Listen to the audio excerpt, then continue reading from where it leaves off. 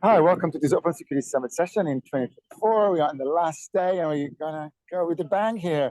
So we're gonna be talking here about one of the, I feel, widely underused piece of tech and techniques that we have in our industry, especially as a defender, which is the honey tokens and all that jazz around it, and the fact that we should be making it easy for our attackers, right? So this Dwayne with Who Goes There and active detecting intruders with cyber deception tools. You do get a prize for the best titles here, man. Like really, really cool titles. Cool. All right, Thank you off you very go. much. I run into problem with my titles, admittedly, because sometimes they're too long for the too many characters in the field. I've had to reduce the name of a couple of mine, but hey everybody, I'm Dwayne. I live in Chicago. I've been a developer advocate since 2016, giving talks out in the community, helping people figure stuff out. That's how I see the mission, and hopefully that's what I'll be doing with you today. It's helping you figure at least a little piece of the puzzle out. You can go hear me on the Security Repo podcast. I co-host that with my colleague here, Mackenzie. We have all sorts of amazing guests, from API security to people breaking into banks for a living to red teaming to you name it. We try to cover it on the Security Repo podcast. Outsourcing your response team, all that.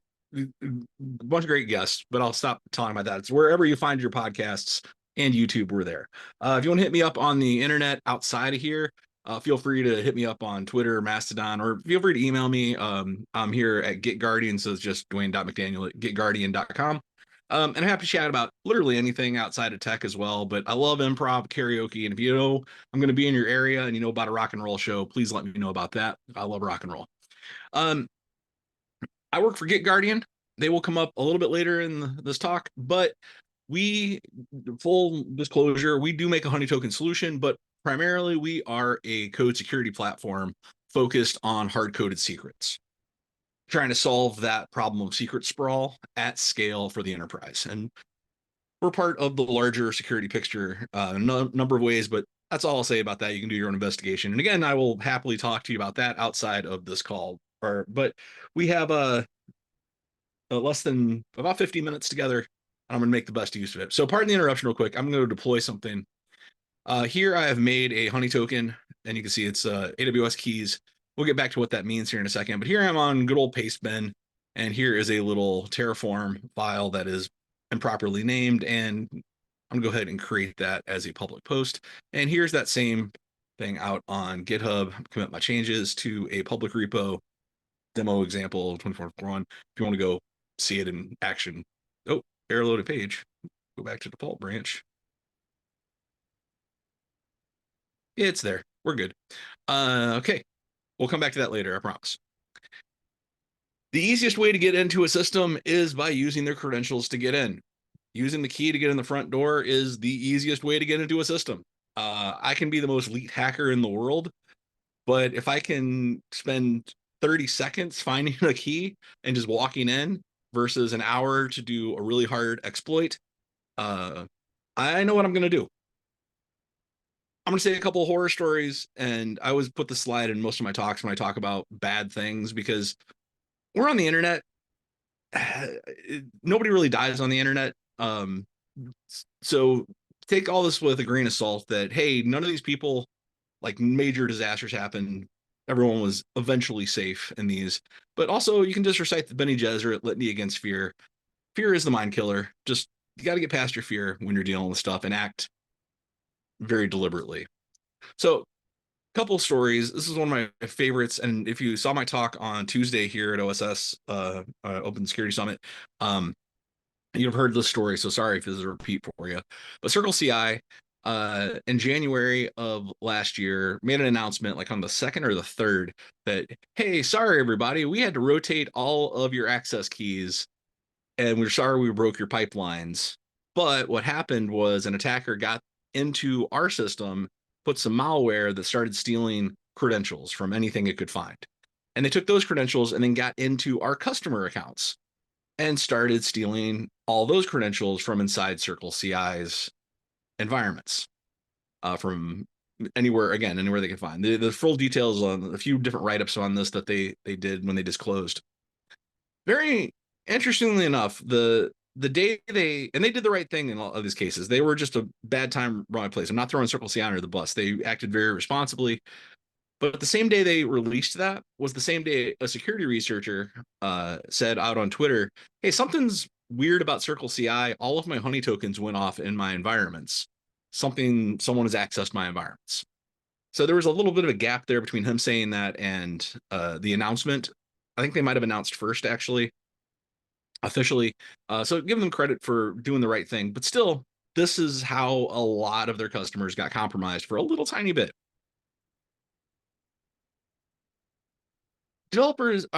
Attackers also are looking out there on the internet for, hey, where is something that looks like it shouldn't be public that is public?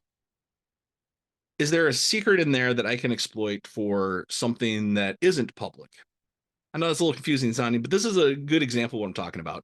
So at AstraZeneca, a couple years ago, they announced that a developer sometime in the past year had pushed a test environment credentials to public GitHub repo. A second developer had also at the same time or around the same time pushed actual real patient data into that same test environment. Attackers, well, people looking out on the internet said, hey, there's a test environment credential. Does this actually go to anything? And then they find these actual customer files or customer records. We don't know exactly who was exposed. We don't know exactly how long this was out there. They say it about a year, but they're very close to their chest. If you know, actually, if anybody knows anybody that got a notification email that they were affected, I would love to see one of those. I can't find one in the wild on the public internet, but let me know. I'd love to have that conversation. Anyway, this is a reality that we sometimes push hard-coded secrets into our code, and we don't mean to, but we do for a number of reasons. And I'm not blaming anybody for like putting there as a test. But you got to take it back out. You can't commit it. You can't push it. You definitely can't push it into public, especially if it's going to be something as vital as patient data. We live in this world of cat and mouse. The attackers want in because they want our data and they want our machine resources. We are doing our best to defend. That's the blue teaming. That is the vast majority of security work, is responding to threats as they happen and trying to keep the people that aren't in our systems out of our systems so we can keep our private stuff private. We know how attackers behave, though. We've seen it time and time again. There's actually, if you just follow the MITRE attack framework, it's going to take you right there. You find initial access somehow. More and more, this past year, both Verizon, CISA, and Sophos all reported that the main way attackers get in now are pilfered credentials. So they've stolen credentials from somewhere, found them somewhere. That's how the initial foothold's taking place. And then they map the system. They live off the land for a bit. And then they do the same thing every time. They laterally expand and escalate privilege, and laterally expand and escalate privilege, and exfiltrate anything they find along the way. Maybe they do the exfiltration at the end. Maybe they do it as soon as they find it. It depends on the attack. But what they're looking for is ultimately these two things. They want your data, and the biggest reason right now is organized ransomware. Ransomware as a service is the fastest growing industry I've ever seen in my life. It's terrifying. But that's what they want your data for. There's a lot of other things they could do with your data, but that's the main thing. They want to sell it to you, to someone else, to anybody that will give them money for it. Big business. They want your machine resources. There was I should have made a slide for it because this story just came out this past week of an attacker got access and spun up 1 million virtual machines. 1 million. And crypto mined a few $1 million worth of cryptocurrency. That's what they're trying to do. They want to steal your resources. The other thing they could do with your resources is sell them on the dark web. Do you know you can rent Azure instances for pennies on the dollar? It's illegal. You should not do this. Hopefully those people get caught and never get on Azure again. But this is the reality we're living in. That's what the attackers, why they're acting the way they do.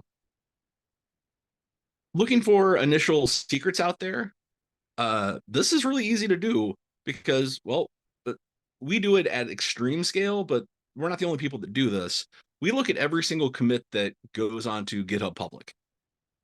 There's an API for this, api.github.com/feed, or just Google that, and you'll be surprised how many endpoints they have for that thing. We ingest over 1 billion a year. Not everybody's doing that, but there's aggregators who then search those things out and then say, hey, here's the secrets I found. And again, the whole dark economy out there. But the problem with people putting their secrets out in GitHub to find is only getting worse. Found 10 million last year. We found 6 million the year before that. And we found 2.5 million the year before that.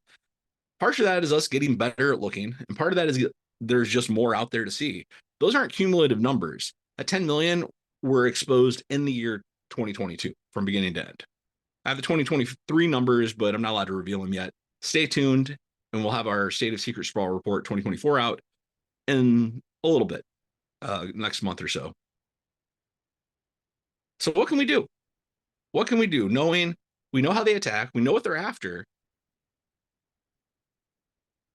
And how do we not just play passive defense?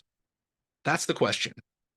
I think the answer to that, at least partially, is cyber deception, because we're going to lay some traps. So when they step into those traps, we got them. We can stop them at that level before they get too far, before they can really exfiltrate any data, before they can get to our machine resources. But let's talk about the history of cyber deception and how we got here and why this idea even emerged. So I'm going to start ridiculously far back in time, but around 1200 BCE, we got the Trojan War. The Acadians sent them a horse. And well, we all know the story here. I won't labor it. But fun fact, not fun, but real fact, we still deal with Trojans horses every day. Trojans malware is still a thing. If you've ever been rickrolled, you know what I'm talking about, but that's a benign, funny, I thought I was getting this, but instead I'm getting that. Fast forward a little bit in time, and we get to Sun Tzu. In truth, maybe he said this, maybe he didn't. We don't know if Sun Tzu even wrote The Art of War, but it's credited for him, so let's just say he did. Appear weak where you're strong, strong where you're weak. This is the Rocky 2 defense. Make him think your arm isn't working, and then good right hook. So you draw the attention somewhere else. Okay, modern times, at least closer to modern times, we get to the Ghost Army. One of my favorite stories from all of World War II, of true genius and heroism on the Allied side. We don't have enough tanks and planes and giant guns to really hold North Africa in the early days of U.S. involvement in World War II. We simply don't. So we went to Hollywood and said, hey, all you out of work crafts people, we need some things that look like tanks and planes from far away. Because remember, 1942, the best reconnaissance tools you have are binoculars, high-level flyovers, and that's basically it for long-range reconnaissance. So we just needed to look like a tank. So they built all these built all these balloons, these inflatable things that look ridiculous when you're standing next to them, but 2 miles away through binoculars, that looks like a tank. We were able then to play a bunch of loud noises in one direction and sneak all the actual artillery and everything else we were going to use to defeat Rommel and beat the Axis powers back. And it worked. It was one of the greatest stories. There's a documentary about it. This is true heroism and genius at work for the good guys. All right, modern era. Finally, I say the modern era is anything after the epic. Started in 1970, the Unix time. We're in 1.6 billion of the epic right now. Well, let's talk about the first honeypot. The first time anybody says the word honeypot related to computer systems is Clifford Stoll. Still alive, still making Klein flasks. Really, really interesting guy. There's a bunch of, he appears in a lot of documentaries, but my favorite thing he ever made was this Nova special from 1990 called The KGB, The Computer and Me. If you go find that, it's a great watch. It's like an hour long, but it's based on his book, The Cuckoo's Egg, which is where we get the term honeypot from. Long story short, he's working in Berkeley laboratories. Lawrence Berkeley National Laboratory. He finds a discrepancy of 75 cents at a time when they were charging $300 an hour to rent those computers. But it doesn't go to anybody. It's just this missing 75 cents. So he goes and starts digging, finds that there's an attacker from Eastern Germany, I'm sorry, Western Germany, who is going and hopping around every computer system that's open that he can get into and exfiltrating any data that looks useful. But he's not doing it for long enough to catch him because he's making so many hops. So Clifford Stoll's girlfriend's like, hey, why don't you just put a bunch of fake data on a server and make him connect for hours to get all of it? Because again, 1985, we're talking really, really slow baud rates. So that's what they do. They put old scripts, sci-fi scripts, they put conspiracy theories from message boards, they put all sorts of junk on there. Keep him online long enough, they finally trace him back to exactly where he's sitting. They go arrest him, and I won't spoil the ending. It's an amazing story. But what he called that system of it's sticky and he has to be there to get all the data, he called that a honeypot. And that's still to this day what we call him. Fast forward to Fred Cohen, one of the man who said, we will never build a complete antivirus software the same year that the first commercial antivirus software came out. Also built this thing called the Deception Toolkit. You can go read all of this. It's a really great theory. In practice, this is a lot of work to convert all of your non-active components into traps. But it's a good idea. And again, the theory, and I got to say, congratulations, Fred, for introducing the concept to the enterprise and at scale. So this is honeypot's evolution. It's not till 98, though, that the first commercial off the shelf, I'm going to go buy a honeypot, exists, and that's CyberCop Stink. Alfred Uger said this is literally the turning point, I think, for cybercrime. The term hacking has really nothing to do with computers. Its origins come back to MIT in the 60s when these engineering students like did these elaborate, really awesome pranks, like building a car on top of the dome in MIT campus or hooking up a fire hydrant to a drinking fountain, and all hilarity ensued. That's actually still there in building 53 or 52 or 54. It's one of the buildings in MIT. It's where the W3 offices are, and the Richard Stallman's office are, same building. Anyway, Alfred said, hey, hackers aren't on a digital joyride. It's clear the motive is financial gain. There had been people that have been trying to exploit up to that point, but this is that turning point around the turn of the millennia where it's like hacking now means people committing not nice acts to get money. And that's kind of how the game has been played ever since. And I credit to Alfred for saying that out loud. Well, jump up to 2003, and this idea of honeypots is now established. A lot of conversations happen about it. People are deploying them left and right. But honeypots are entire systems. They take resources. They're heavy. And then Augusto, in a passing conversation about protocol anomalies, says, I've been thinking about this idea of just what if you had a piece of data that shouldn't flow? I call this a honey token because it's not a full honey pot, but it's a honey something. It's a distraction. It's like, once you hit that, I know you're there. I know we got you. Augusto's still around. He's up in Canada these days, I believe. But yeah, I've never met him. But if you know anybody knows Augusto, please make an introduction. I would love to meet him. It's such a positive impact on the community.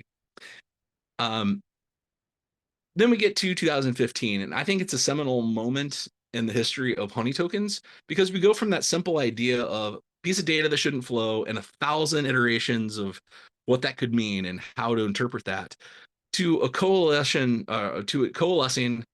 into what a honey token really is a trap credential.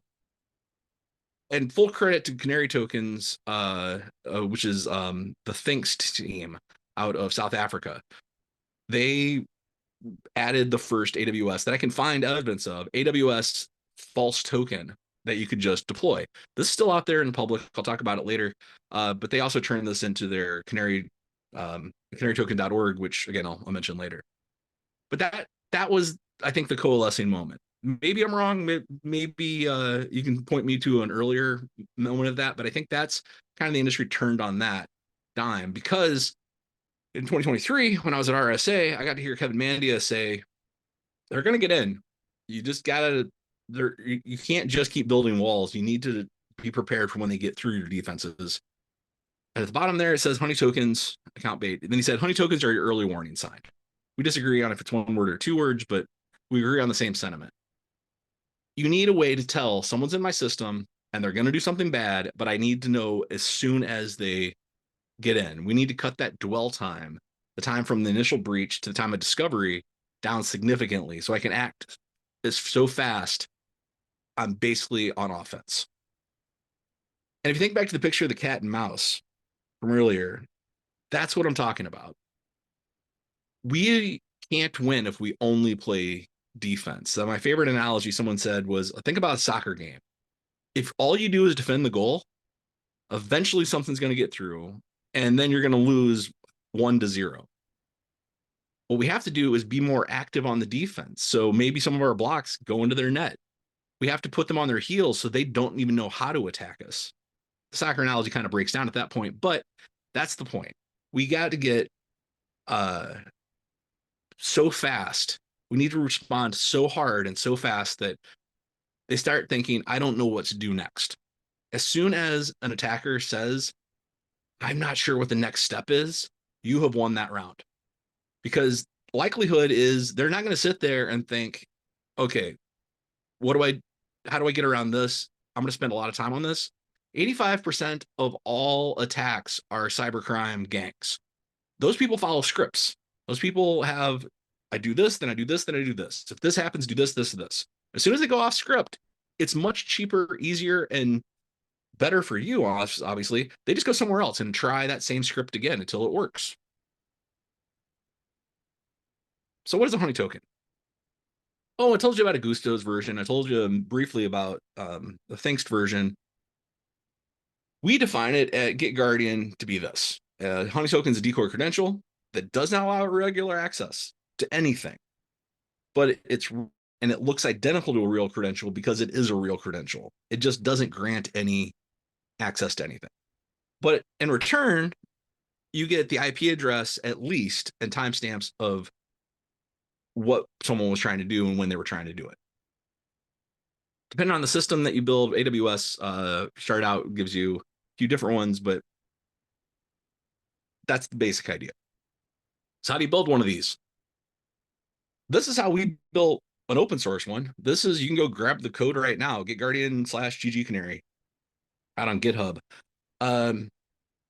There's two things that you need for this. One, you need a set of, this is AWS specific, and we're using Terraform to do IAC, then infrastructure as code deployment for it. But on one side, we build a list of users. These are real users. They just have zero access to literally anything. All the permissions are no.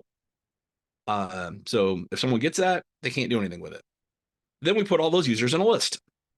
Then we deploy a Lambda function connected to an S3 bucket connected to CloudTrail.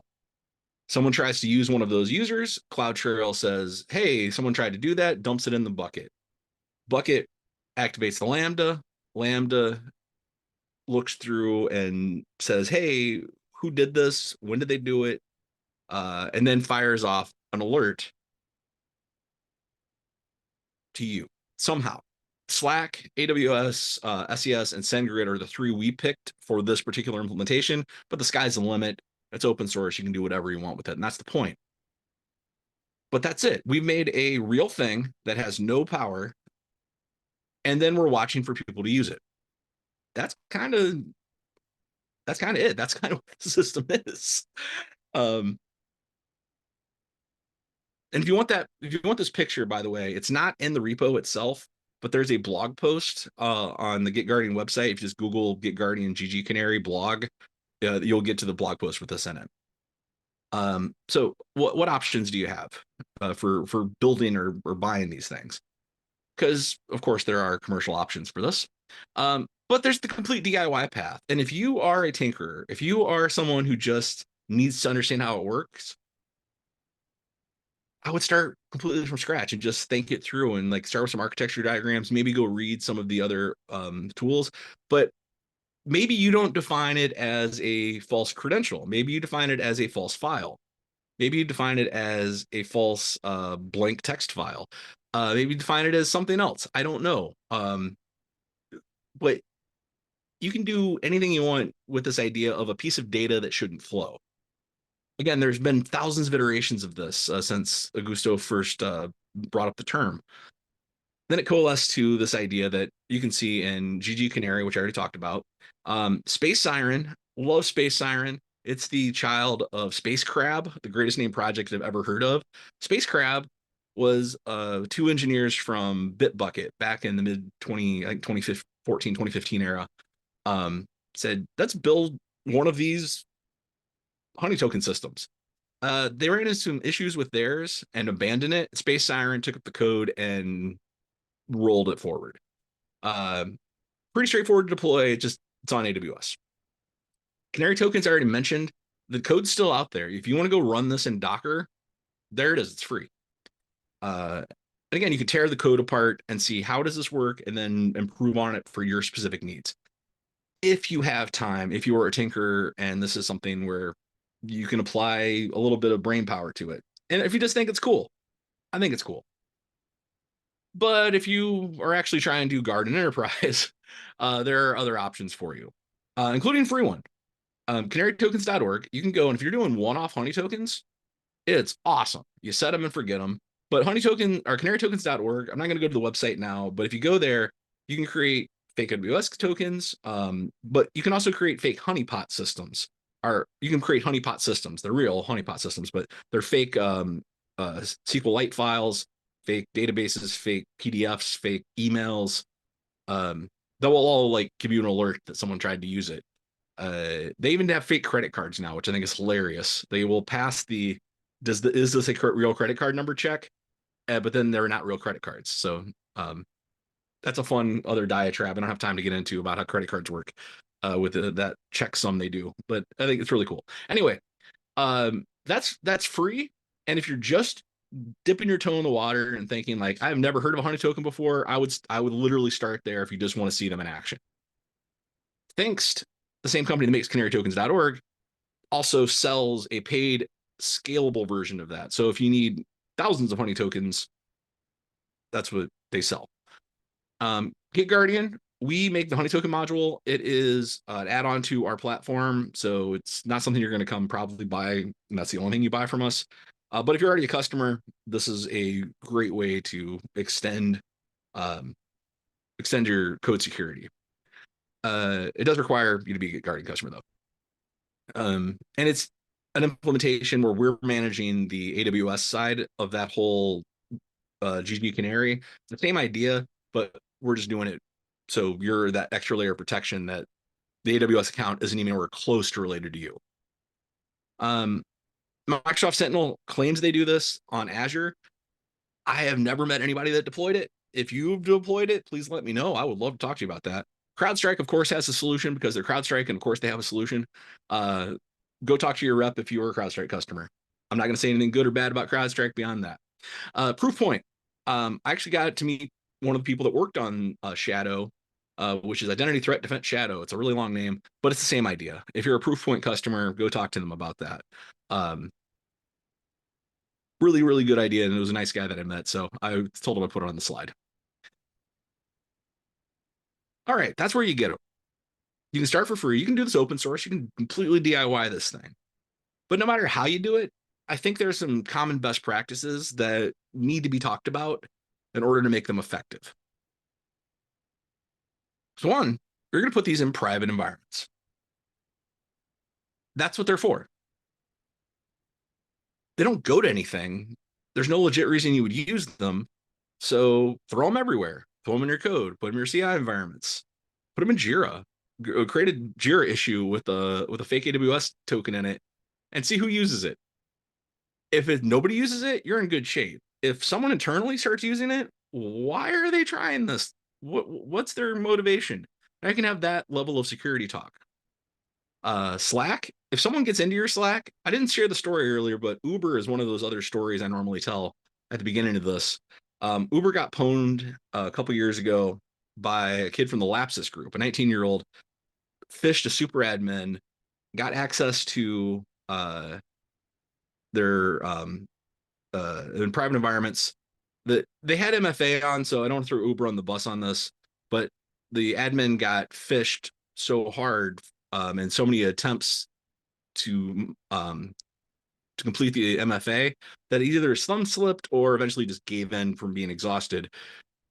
Uh, this the Lapsus kid gets in, finds PowerShell scripts completely full of credentials, and then pwns everything, including their Slack, including their HackerOne instance. So he actually taunts HackerOne from within Uber. But anyway, he gets in Slack and completely pwns it. He just floods it with memes. He says, we don't know what he exfiltrated. But to this day, we don't know what he exfiltrated. What was in that Slack?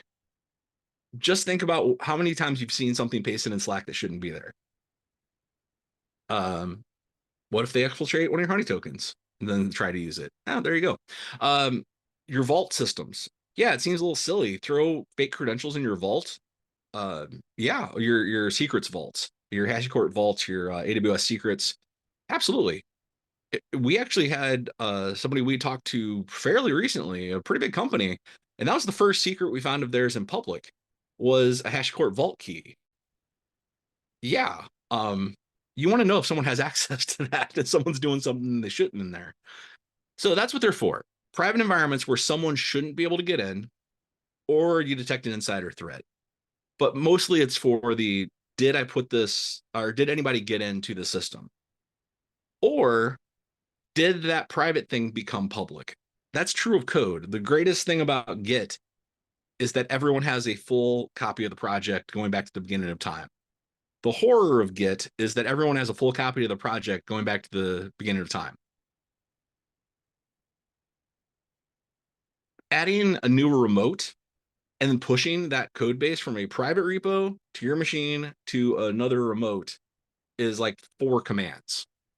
Very easy to do. Someone maliciously trying to do it, it's not even a challenge. Someone accidentally doing it, we think that happens a lot, actually, to the tune of part of that 10 million secrets we found last year. We know a good chunk of that was things that should have been private, they got pushed in the wrong place. Keep this simple. Make it real simple on yourself. If honey token goes off, the next thought should be, what do I do to protect that repo and the rest of my environment?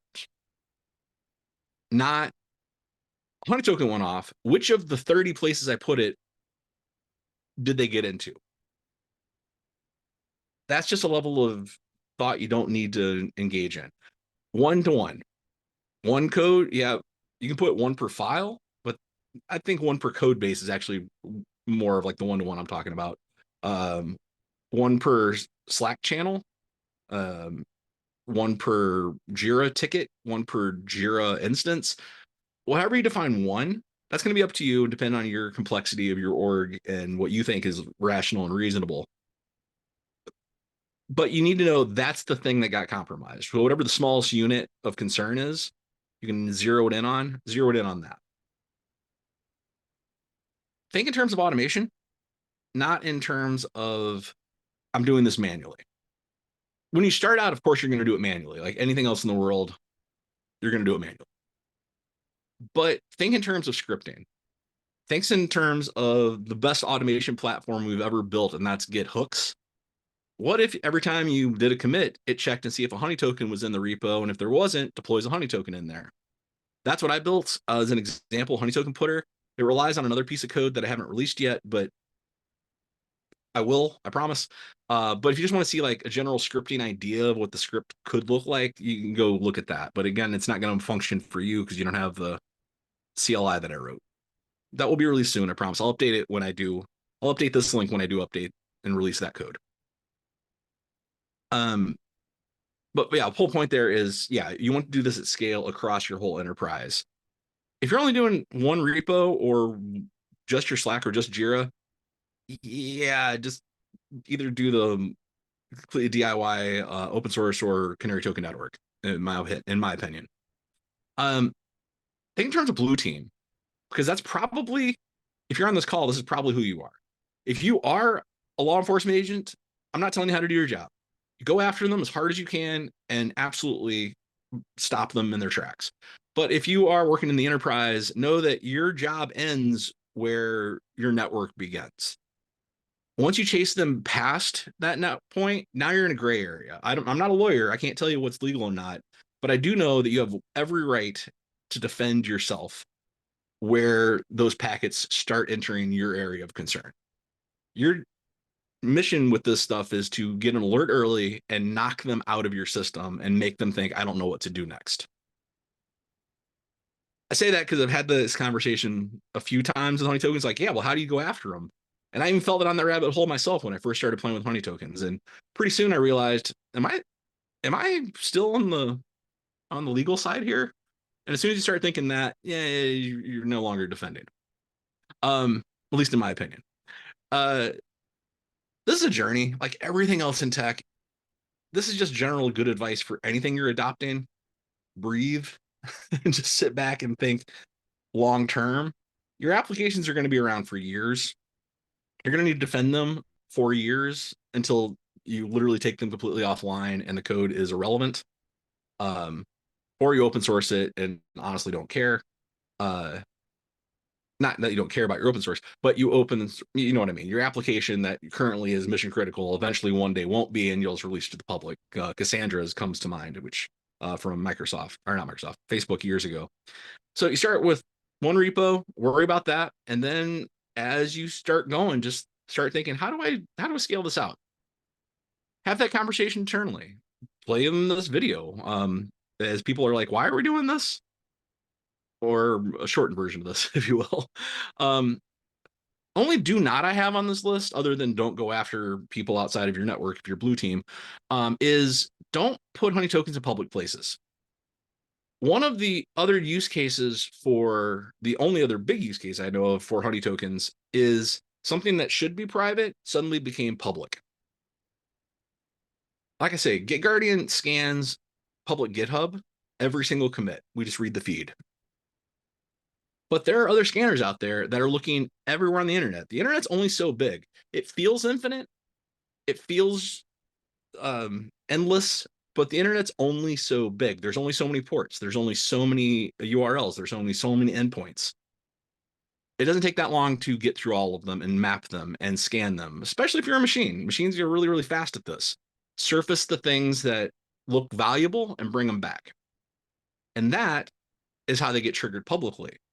So systems that just read them, if they're read only and like that's all they did, probably aren't going to trigger them. But as soon as they try to validate them, say, is this real or not? That's going to trip the token, and it'll show up in your results. Get alerts. AWS does this, GitHub does this, GitLab does this. We do this. That's 4 out of hundreds of thousands of things that do this. We guess. We don't really know. But having said that, probably somebody in the audience has been paying attention for the last 42 minutes, has thought, well, didn't you deploy honey tokens publicly earlier in multiple places?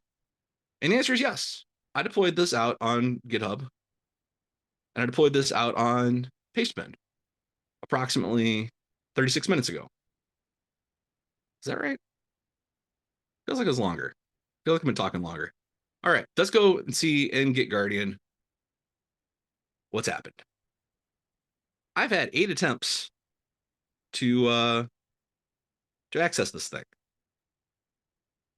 Now, fortunately, with this one, I got pretty lucky that no nefarious looking things are on this list that I can see.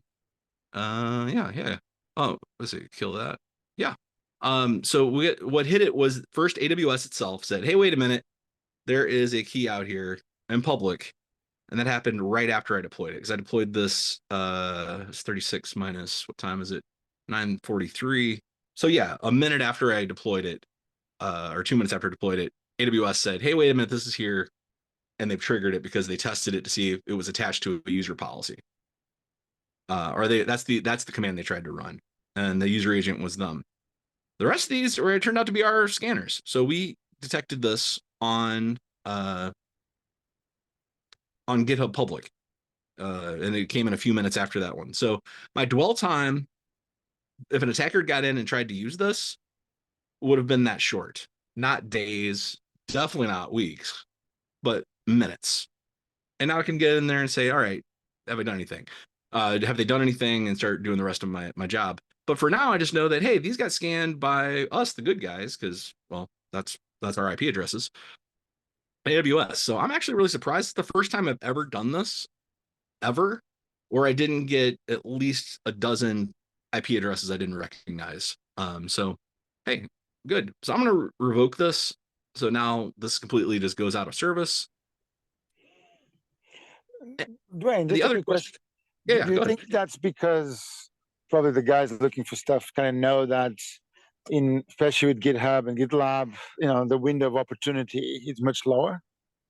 It's almost like they probably don't harvest as much over there.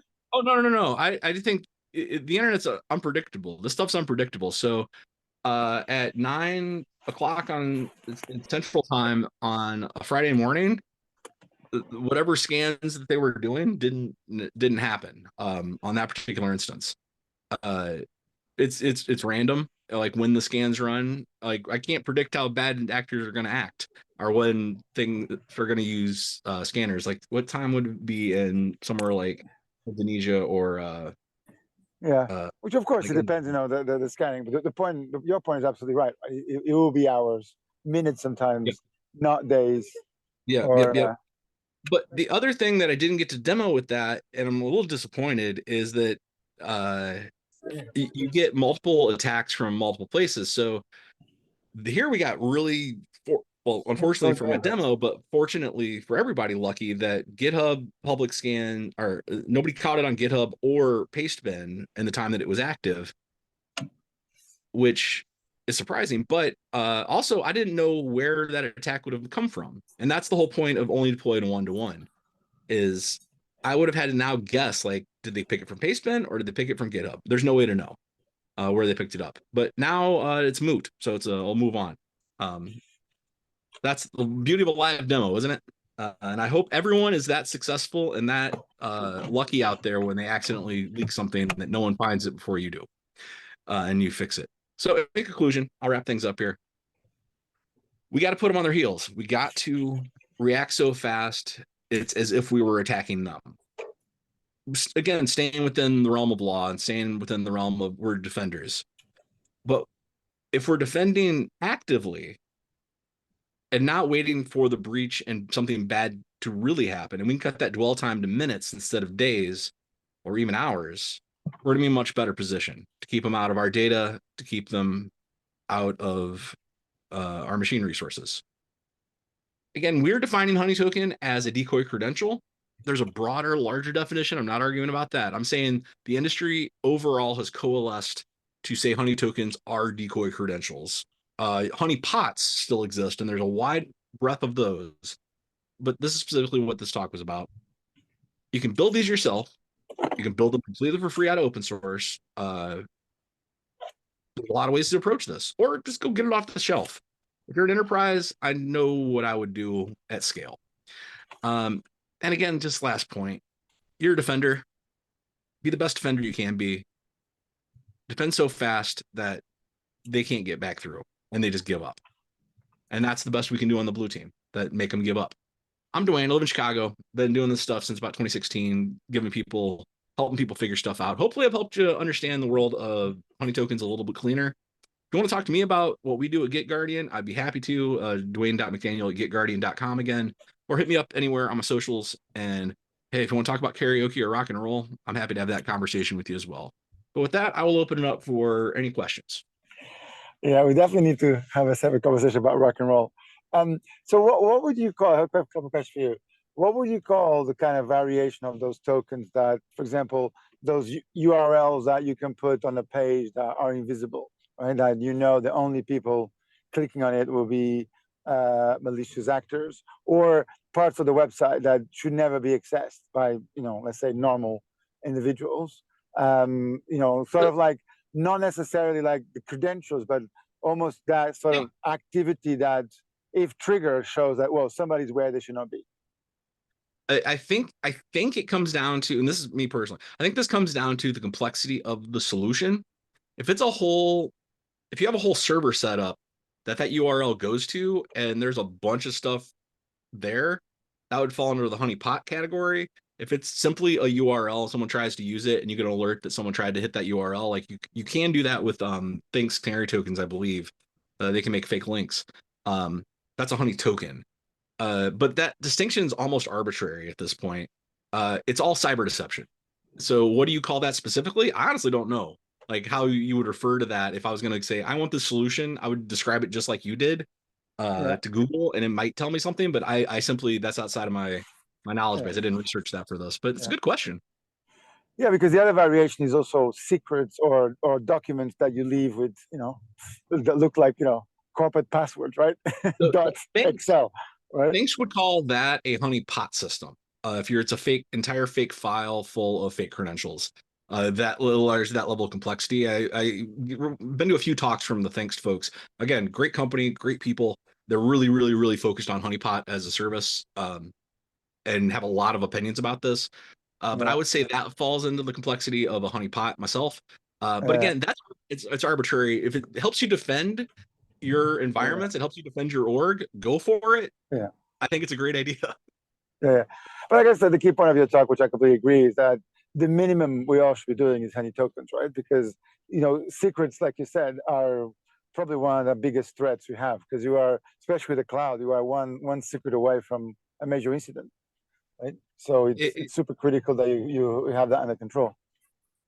We spend so much time thinking about 0 days, but the MGM is one of my favorite recent examples of something going wrong in the password reset chain.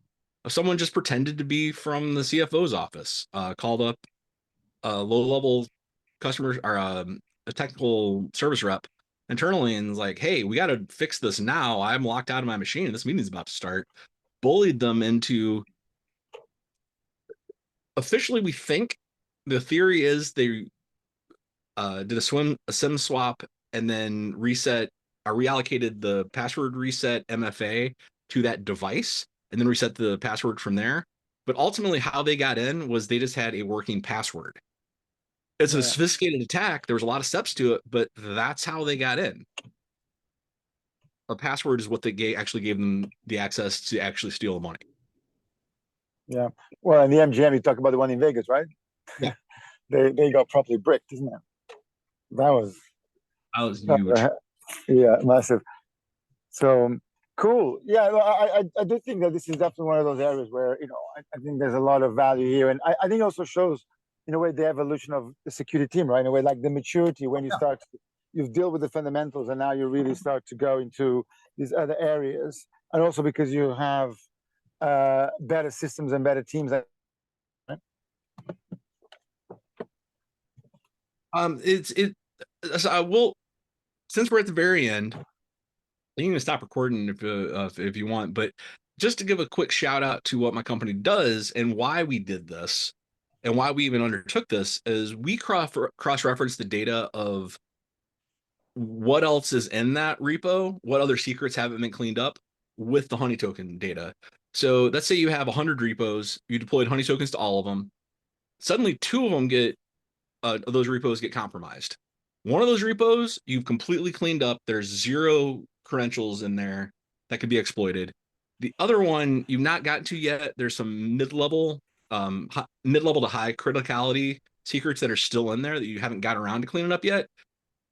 It's pretty easy to prioritize that list. I mean, that's an extreme example, but it's pretty easy to say, okay, we got to go rotate those secrets right now to protect ourselves. And it makes it really clear to know what to do next from a code security perspective.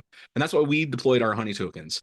Ultimately, we think if you take all of your credentials out of plain text, so they're never visible, they put them all in a good vault system, a CyberArk or a HashiCorp vault or whatever vault system you want. I'm not advocating for one or the other, but that's where they are. And then you deliberately put honey tokens in, and that's the only thing you find. That puts you in a really, really safe position. That's an aspirational goal. That is the top of the pyramid of security safety. But we know people that do that. We have customers that do that. Cool, man. Look, I don't think there's any questions on the thing that I've seen, so this is brilliant, right? This is definitely one of those where I'm going to talk about Adam. I think we need to chop some of these areas because there's some really cool case studies in here that we almost want to convert into those YouTube shorts, right? Like Yeah, we'd be those happy to little work with you nuggets, on right? that. Hit me up Yeah, on that stuff. yeah. I'm more than Sync with happy to. Adam. So work with Adam on this because he does all our social media stuff. Because I think there's so many little case studies that you can almost consume them in nuggets, right? Which is so much nicer. But cool, man. Look, I completely agree with you. I think this is definitely one of those areas that it's super critical. Actually, you guys working with OWASP, right? Do you do some stuff with OWASP? Yeah. We sponsor 'Cause OWASP meetups. We sponsor I'm not Wrong saying the Secret. repos. I'm saying because there's a lot of OWASP repos. It will be interesting to see, the Well, stuff so there, OWASP right? repos are public. This is the thing. These are not for if you put them in a public place, they're just going to get scanned, No, and that there's, doesn't I'm sure now there's that much private value. repos too, right? There's also some private stuff. OWASP private, yeah. So there you can. Oh, so that's the last thing. Absolutely. Any individual get Guardians completely free for the individual, for teams under 25, and for your open source work. So if you are working on an open source project and you want to deploy a honey token for that, you can get, I think, up to 5 or 10 for free from us, Cool. and we'll guard those private repos for you completely for free as well. Yeah. Cool. So we love OWASP, we love the support in the community, and we absolutely want to see the world get better at application and just all security, really. Yeah, brilliant. That's a really powerful service, man. And thanks for you guys doing that. Brilliant, man. All right. And recording.